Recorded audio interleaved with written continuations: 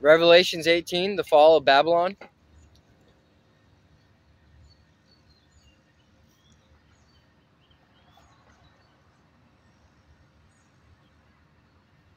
After all this, I saw another angel come down from heaven with great authority, and the earth grew bright with his splendor.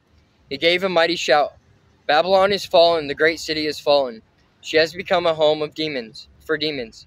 She is a hideout for every foul spirit, a hideout for every foul vulture, and every foul and dreadful animal. For all the nations have fallen because of the wine of her passionate immorality.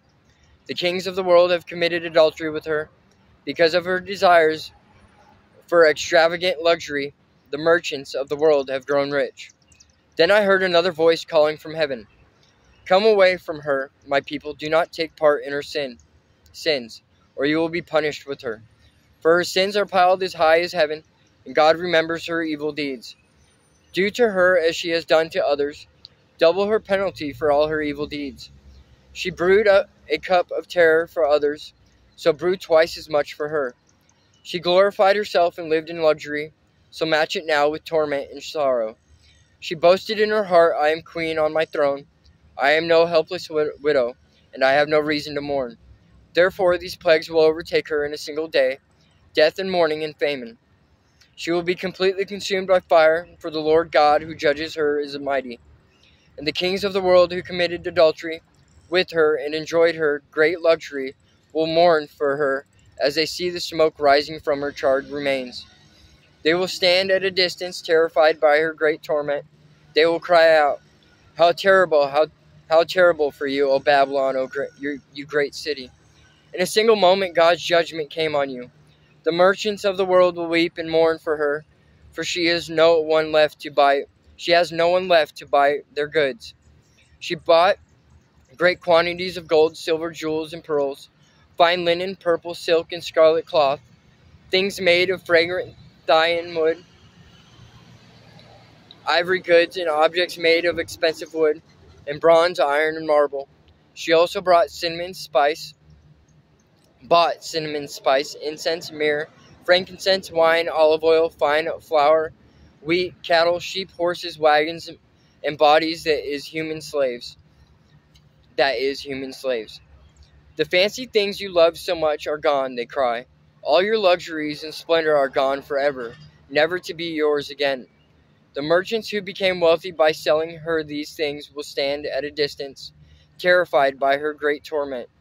They will weep and cry out, 'How terrible for that great city! She was clothed in finest purple and scarlet linens, decked out with gold and precious stones and pearls. In a single moment all the wealth of the city is gone, and all the captains of the merchants' ships and their passengers and sailors and crews will stand at a distance.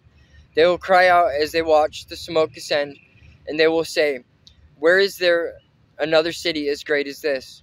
And they will weep and throw dust on their heads to show their grief, and they will cry out, how terrible for that great city!" The ship owners became wealthy by transporting her great wealth on the seas. In a single moment it is all gone. Rejoice over her fate, O heaven, and people of God, and apostles and prophets, for at last God has judged her for your sakes.